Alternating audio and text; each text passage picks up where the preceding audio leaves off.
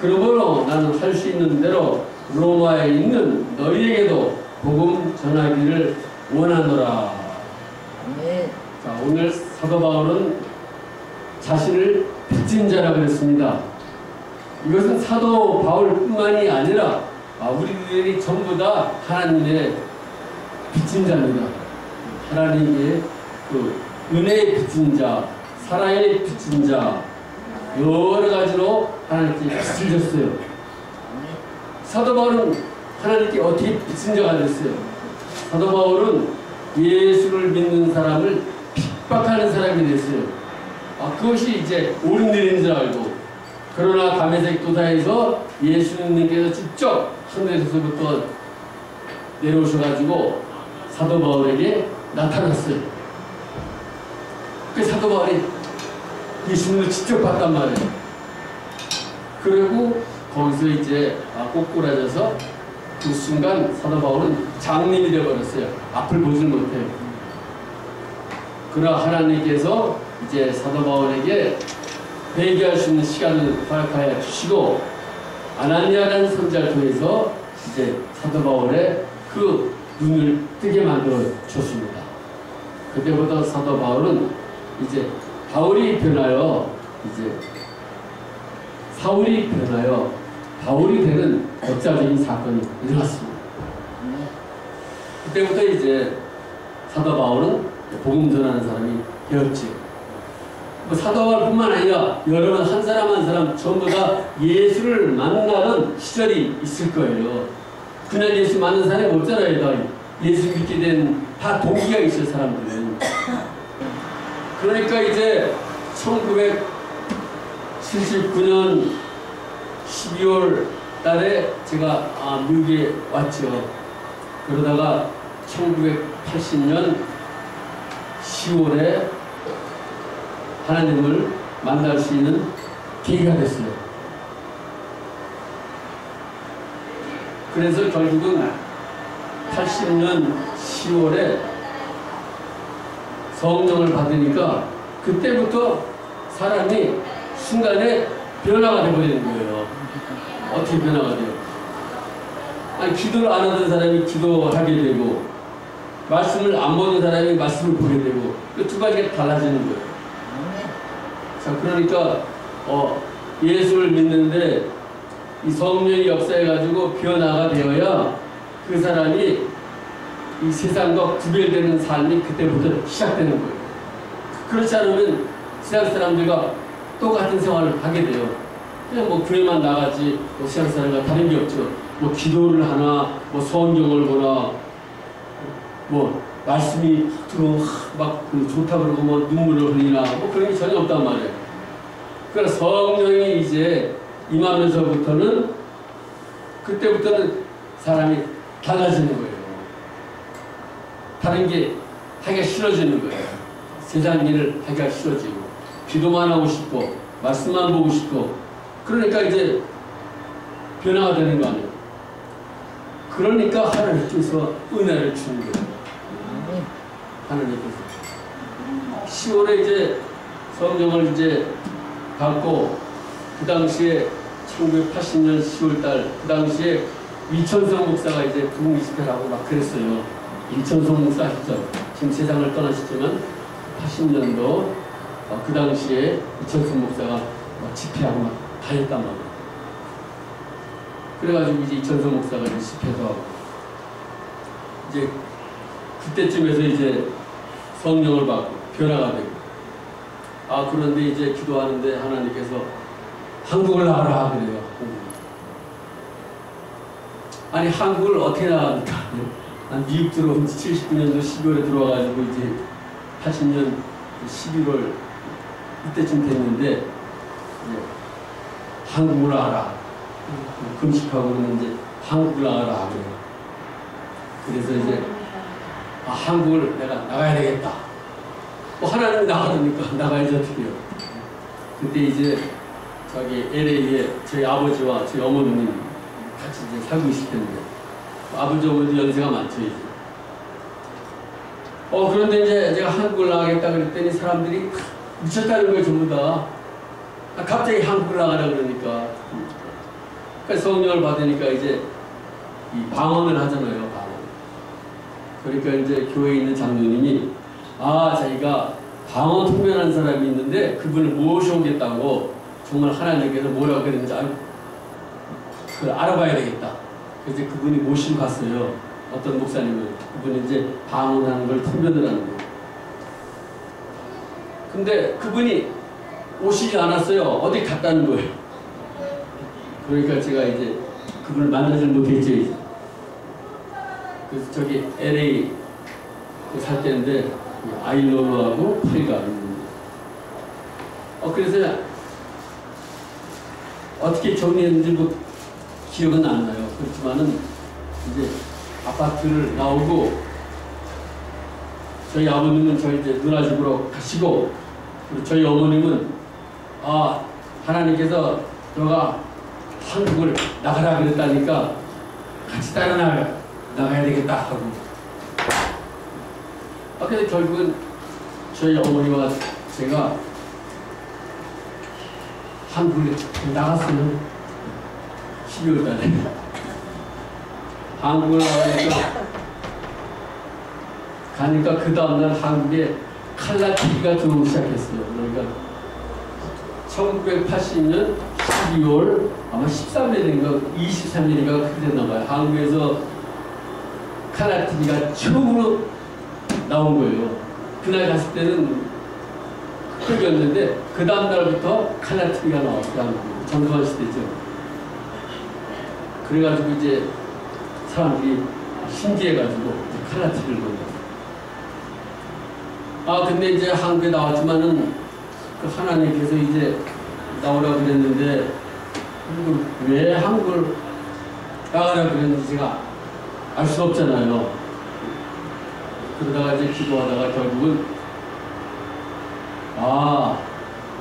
하나님께서 아내를 얻게 하려고 내보낸 것 같다. 그래서 오살리 금식기도로 들어갔어요. 그래서 아내를 얻어달라고. 그냥 그때 저희 어머니는 연세가 많으시고 또 이제 부모를 모실 사람도 없는데 그래가지고 이제 7일 금식을 작정하고 기도에 들어갔어요. 제가 하나님께서 이제 또 기도도 이제 기도하면 또 가라 그러니까요. 가가지고 이틀 됐는데 누가 뒤에서 막 기도를 하는 거예요. 방언으로 기도하는 거예요. 내가 들었죠. 남자인지 여자인지가 모르니까. 근데 제가 마음속에서 이 사람을 내가 도와줘야 되겠다 한 생각이 딱 들어가는 거예요. 그래서 들어봤죠. 뒤를 돌아보니까 여자예요. 순간에 이 사람이 내 아내다 그냥 믿어졌어요. 그래서 이제 말은 하지 않고 전화번호 좀 달라고 그랬죠. 그래서 이제 응답 받았으니까 내가 뭐 금식을 더 할 필요가 있나 이제 생각을 했어요. 그리고 이제 제가 내 아내다 한 사람은 이제 이틀 있다가 기도를 내려갔어요. 그래서 내가 이제 나도 금식 끝내야 되는데 생각하다가 7일 약속했으니까 7일을 지켜야지 하고 이제 며칠 더 있다가 그 여자가 전화번호 준 걸 보고 전화를 걸었어요. 이렇게 일하는 데를 찾아갔어요. 그리고 이제 만나자고. 만나자마자 결혼하자 그랬지. 하나님께서 당신을 내 아내를 줬으니까 결혼하자고. 그러니까 제가 그 사람이 몇 살인지도 모르고 뭐 어떤 집안인지도 모르고 학력이 어떤지도 모르고 아무것도 몰라요. 저는 뭐 하나님이 결혼하라 그랬으니까 내가 결혼하자고 한 거니까.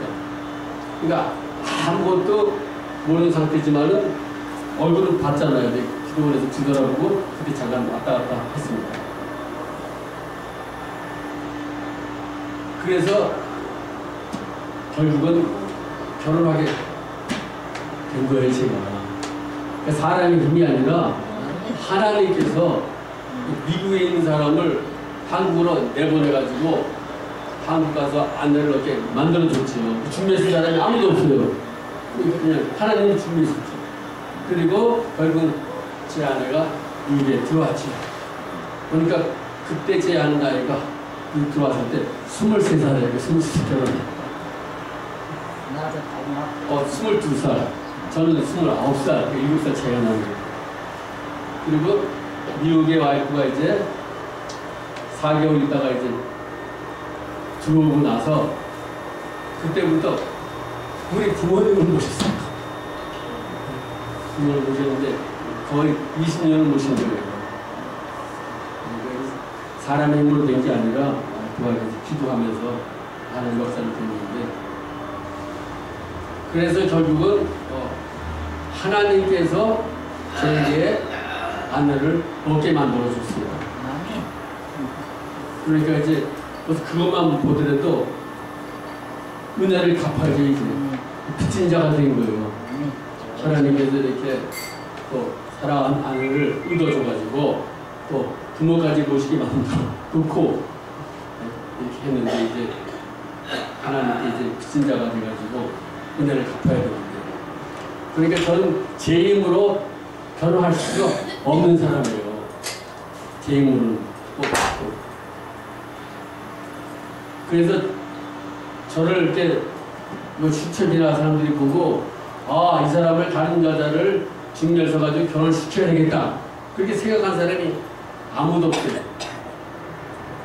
근데 하나님께서 사람을 얻게 만든 거예요. 그러니까 제 자신으로 보더라도 하나님이 살아계신 거죠. 눈에 보이진 않지만 그 하나님이 살아계시다는 겁니다.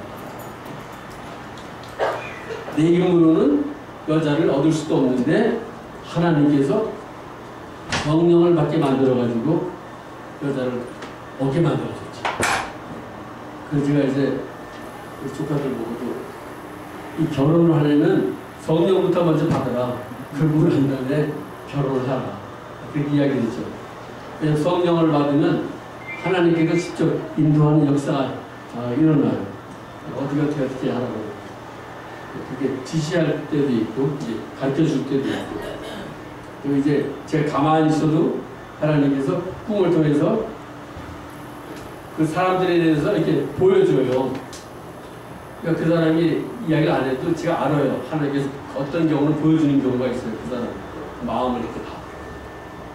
그러니까 하나님께서 이렇게 살아가는데 여러 가지로 지켜주는 거죠. 그러니까 하나님께서 이렇게 이제 은혜를 줬으니까 저도 이제 빚을 갚아야 되는 거잖아요. 그래서 여러분들도 저뿐만이 아니라 각자가 다 예수님으로부터 은혜를 받았어요. 그래가지고 다 지금까지 살고 있는 거죠.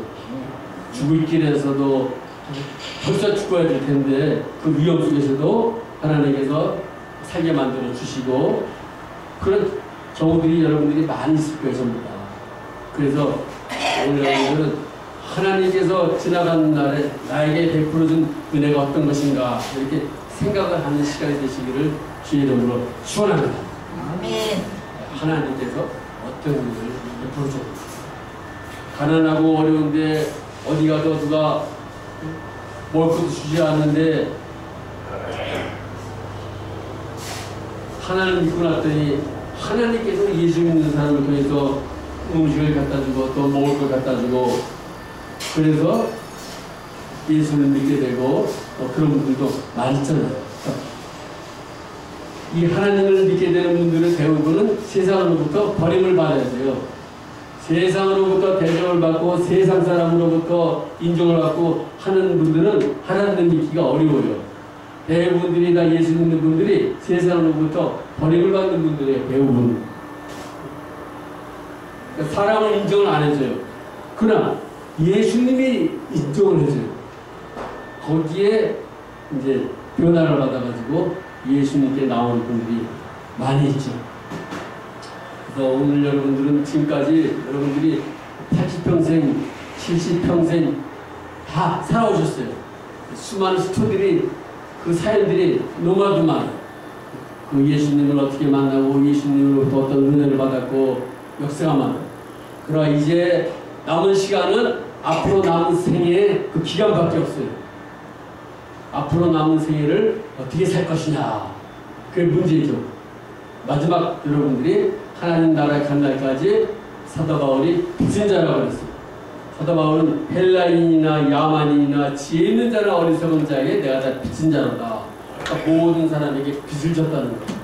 그래서 사도 바울은 결실적으로 끝까지 복음을 전하다가 마지막에는 순교자가 돼버렸죠. 모두 잘리는 역사가 일어나버렸어요. 로마에서. 자, 그렇기 때문에 오늘 여러분들은 마지막까지 남은 생에 복음만을 전하는 역사가 있기를 예수 이름으로 축원합니다. 아멘. 복음을 어떻게 전하느냐?